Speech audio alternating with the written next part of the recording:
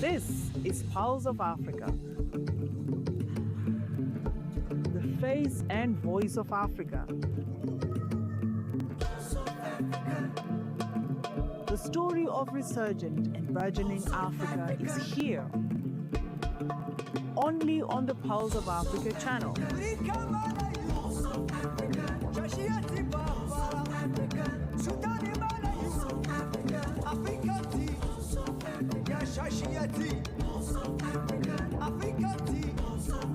Pulse of Africa, the face and voice of Africa.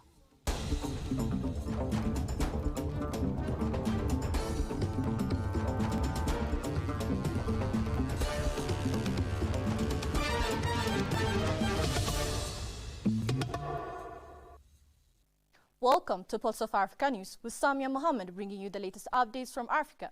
Stay informed on the key developments shaping our continent. First, the AU. The African Union has officially launched the AU Innovation Festival. The festival is a landmark event dedicated to advancing youth-centered innovation across the continent, held under the theme Repositioning the African Union for Youth-Centered Innovation Leadership. The three-day festival is taking place at the AU headquarters in Addis Ababa, bringing together a dynamic mix of innovators, policymakers, private sector leaders, youth representatives, and development partners. Organized by the Women, Gender and Youth Directorate in partnership with GIZ Africa Union, the festival serves as a strategic platform to celebrate, connect, and scale homegrown African innovations. It aims to demonstrate how locally driven solutions can accelerate sustainable development, regional integration, and economic transformation in alignment with AU's long-term vision outlined in Agenda 2063. The festival also highlights the AU flagship initiatives such as the 1 Million Next Level initiative, which seeks to empower young Africans through education, employment, entrepreneurship, engagement, and health. The Women, Gender and Youth Directorate is currently implementing several innovation-focused programs.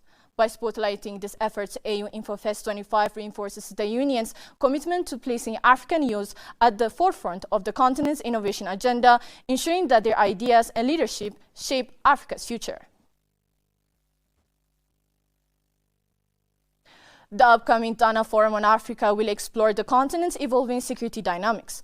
The upcoming 11th Dana Forum, scheduled for October 24 to 26, 2025 in Bahir Dar and Addis Ababa, will primarily address the security dynamics of the Horn of Africa. According to organizers, this year's gathering is particularly significant for Ethiopia, the Horn region, and Africa as a whole, given the growing global uncertainties. Zerihun Abebe, Director General at the Ministry of Foreign Affairs, emphasized the importance of Africa playing a central role in discussions about the shifting international order, highlighting both challenges and opportunities.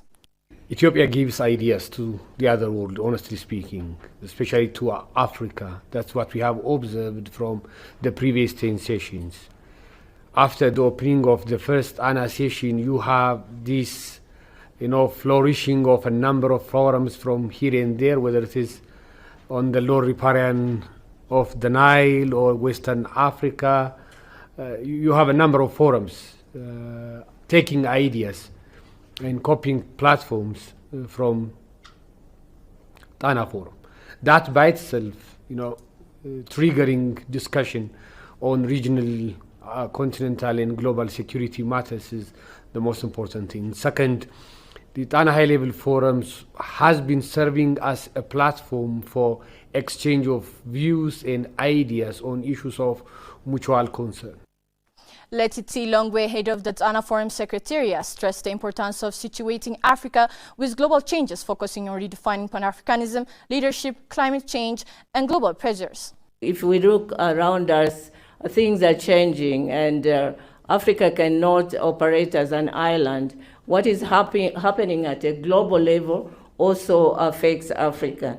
And henceforth, I think there've been also discussions for Africa to see how it can have a permanent seat at the Security Council. All those issues will be some of the issues that will be discussed during the discussions. The theme of this year's Dana's Forum is Africa is an Evolving Global Order. The 11th Dana Forum will bring together various relevant stakeholders, including African heads of state, to share their knowledge and experiences that are geared toward finding sustainable Africa-led solutions to the security challenges facing the continent.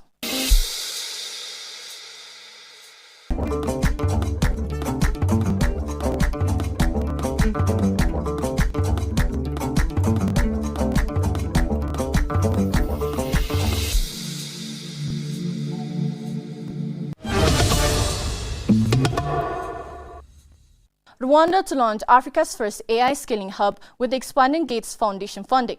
Rwanda is taking another decisive step toward becoming a continental leader in artificial intelligence with the launch of Rwanda AI Scaling Hub, an ambitious initiative designed to accelerate AI innovation across health, education, and agriculture while addressing real-world African challenges.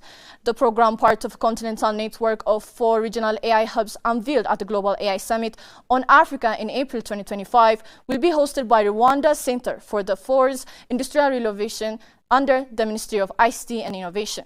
During their briefing with senators last week, Yves Iradukunda, Minister of State, and the Minister of ICT and Innovation announced the project budget had more than doubled to over $50 million following new commitments from the Bill and Melinda Gates Foundation. This is a project that will continue to grow and its budget will increase over time. We appreciate the partnership with the Gates Foundation, Iradukunda said. The Rwanda AI Scaling Hub will focus on developing and responsibly deploying AI technologies that tackle issues in underserved communities, from improving healthcare access and learning outcomes to boosting smallholder farming efficiency. The move underscores Rwanda's long-term strategy to become a technology-driven, knowledge-based economy, with AI Scaling Hub expected to generate ripple effects across research, innovation, and policy collaboration throughout the continent. Senegal and Kenya signed visa-free deal to strengthen bilateral cooperation. Senegal and Kenya signed on Tuesday, October 21st, a visa exemption agreement allowing citizens of both countries to travel freely for up to 3 months. The deal aims to strengthen people-to-people ties while promoting tourism and trade. The agreement was concluded during Senegalese President Bassirou Diomaye Faye's official visit to Nairobi at the invitation of Kenyan President William Ruto. Both leaders pledged to enhance cooperation across key sectors and to create new economic opportunities. President Ruto announced plans to establish a joint commission to tackle trade and investment challenges between the two countries. Kenya is ready to host the first session of this commission in the second half of 2026, he said. According to the International Trade Center, bilateral trade between Senegal and Kenya amounted to only $4.5 million in 2024, highlighting the significant untapped potential between the two economies. The two governments identified transport and digital infrastructure improvements and stronger private sector partnership as key priorities for deepening collaboration. President Faye's visit to Nairobi follows his recent trip to Rwanda, where Senegal signed 5 cooperation agreements. The back-to-back visit reflects Dakar's diplomatic push to expand alliances across Africa. Morocco's U20 World Cup champions to receive royal popular welcome in Rabat. The Minister of the Royal Household Protocol and Chancellery announced that Morocco's under-20 national football team, crowned World Cup champions in Chile, will be honored with heroes' welcome. The reception is under King Mohammed VI's high instructions. The monarch will first receive the team at Royal Palace in Rabat before grand public celebration takes place along Avenue Mohammed V. Morocco's national team made stellar performances throughout the World Cup competition in Chile. They won the final against Argentina 2-0. Following the victory, King Mohammed VI sent heartfelt message to the national football team. Just as you delighted and brought joy to passionate football fans, you have also filled us with happiness along with the entire Moroccan people, King Mohammed VI said. The monarch added that he followed the national team's journey throughout the competition with profound pride, offering his warm congratulations on this historic achievement. He commended the team's outstanding professional performance, celebrating all components of the champion Lion Cubs, including coaches, players, and technical and administrative staff.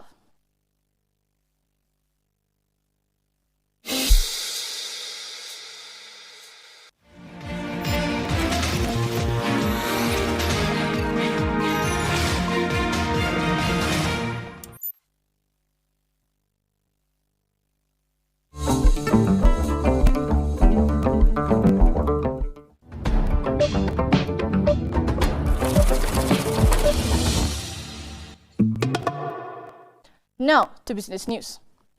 Libya targets oil output of 1.6 million barrels a day by 2026. Libya aims to lift its crude oil output to 1.6 million barrels per day by late 2026. The National Oil Corporation said current production stands at about 1.38 million barrels per day. The target is part of a broader plan to revive the energy sector, the country's main source of revenue. The National Oil Corporation estimates between $3 billion and $4 billion in investment would be needed to upgrade infrastructure and recover lost capacity. Libyan authorities have opened talks with major international oil companies, local outlets reported. Discussions focus on developing new onshore and offshore blocks and optimizing output from existing fields. Hydrocarbons continue to dominate Libya's economy. According to COFACE's 2024 country report, oil and gas account for about 90% of government's revenues and 95% of exports. The Central Bank of Libya recently confirmed that petroleum income remained the main driver of state finances in 2025. The U.S. Energy Information Administration estimates Libya's proven crude reserves at 48 billion barrels as of December 2024, the largest in Africa.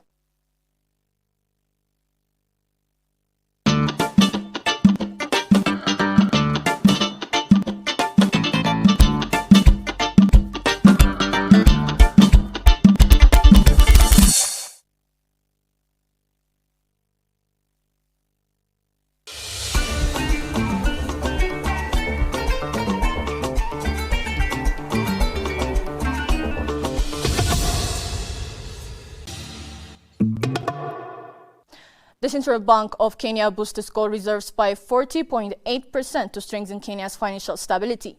The Central Bank of Kenya has increased its gold holdings by 40.8% during the financial year ending in June 2025. This marks a significant move by the bank to strengthen and diversify Kenya's foreign exchange reserves. The main reason behind this increase is to diversify Kenya's reserves. Traditionally, Central Bank of Kenya's reserves have been held mostly in foreign currencies such as the US dollar, the euro, and the British pound. While these are stable currencies, their values can still fluctuate due to global economic changes. By including gold, Central Bank of Kenya hopes to reduce its dependence on foreign currencies and protect Kenya's reserves from sudden currency shocks or inflation. Gold is often seen as a safe haven asset. This means that during times of uncertainty of crisis, gold tends to keep its value better than most other assets. In recent years, many central banks around the world have been buying more gold because of rising global risks, including inflation, geopolitical tension, and weakening of major currencies. Kenya's move aligns with this global trend as countries try to protect their economies from unpredictable market movements. Next, let's check the current weather forecast.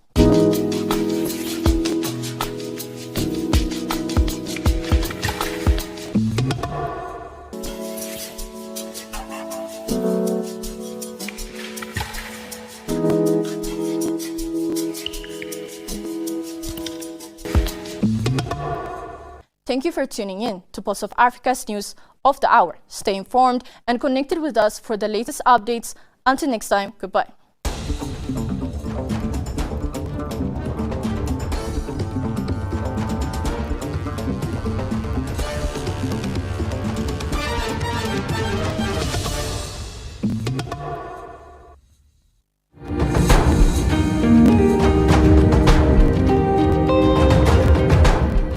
And welcome viewers.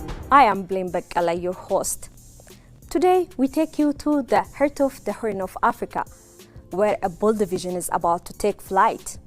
Ethiopia is preparing to break ground on one of the most ambitious infrastructure projects in the continent's history. A $10 billion mega hub known as the Bishoftu International Airport City.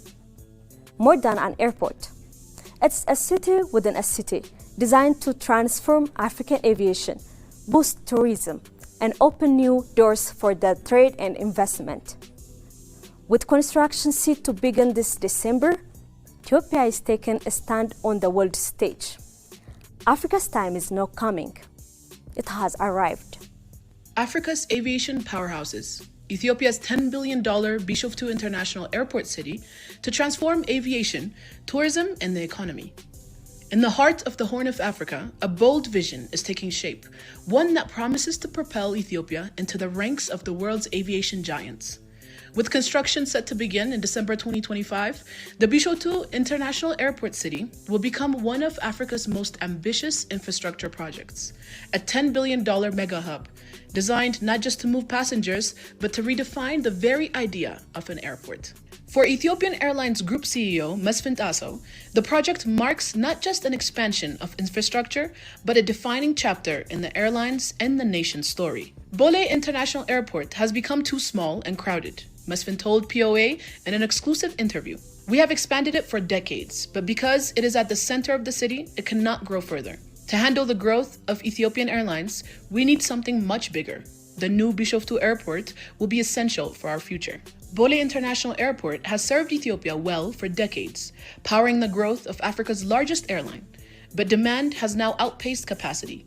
Passenger traffic has surged, cargo volumes are rising, and Bole's central location in Addis Ababa has left no room for further expansion. The existing Bole International Airport has become too small and is going to be crowded with passengers. We have been expanding this airport for the last several decades, but now it has reached the limit where it cannot be upgraded further because the airport has become at the center of the city. Bishoftu offers the space and vision required. The new airport city will feature 4 runways, ultra-modern terminals, and capacity for 60 million passengers a year in the first phase. At full scale, it will serve over 110 million passengers and 3.7 million tons of cargo annually, making it one of the world's largest aviation hubs. As Ethiopian Airlines grows, this new airport will allow us to continue expanding, Mesfin explained. As Ethiopian Airlines is growing and has planned to grow further, we need a bigger airport to handle the growing number of passengers that will be transporting. The new airport will enable Ethiopian Airlines to continue with its growth strategy, and it will be very, very essential for us. We will be transporting not only Ethiopians but Africans using this airport. It's going to be a hub, a gateway between Africa and the rest of the world. It will be very important for the growth of the air transport industry in Africa. It will serve Ethiopians, Africans, and international travelers alike, becoming a true global gateway. The Bishoftu Airport City is designed to position Ethiopia at the heart of global aviation, strategically located at the crossroads of Africa, the Middle East, Europe, and Asia. The airport will make Addis Ababa a central transit point for millions of travelers. Bishoftu will feature 4 runways, state-of-the-art terminals, and room to welcome 10 of billions of passengers each year. But it is also a city in itself, with hotels, logistics, hubs, and modern business zones that will drive trade, tourism, and opportunity. For African, this project represents possibility. A future where traveling across the continent becomes easier, where African airlines compete on the global stage, and where Ethiopia continues to lead as the beating heart of African aviation. Bishoftu isn't just about planes and passengers. It is about pride, progress, and the promise of brighter, more connected Africa.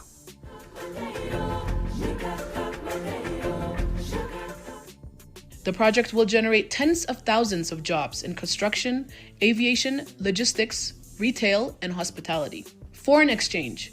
Ethiopian Airlines is already a top foreign currency earner. The new airport will multiply these revenues and strengthen the economy. Regional integration. Serving as a continental hub, Bishoftu will improve connectivity across Africa, fostering trade and cooperation. The African Development Bank has pledged $500 million and is leading the financing drive for the project, which is estimated to cost up to $10 billion. For Ethiopian Airlines, the Bishoftu International Airport City represents more than infrastructure. It is the foundation for the airline's next era of growth. The new airport will not only serve Ethiopians, but Africans and the world. It will secure our place as a global aviation leader. Ethiopia will signal to the world that it is ready to take its place among the aviation powerhouses of the globe. As the countdown to December begins, all eyes turn to Bishoftu, where a $10 billion vision is preparing to take flight. more than runways and terminals. This project represents opportunity, progress, and Africa's rising place in a global aviation. From the field of Ethiopia will emerge not just an airport, but a gateway for the continent, connecting people, powering economies, and shaping the future of African air travel. That's all for today's edition of Pulse of Africa. Thank you for watching, and as always, stay tuned to the heartbeat of our continent.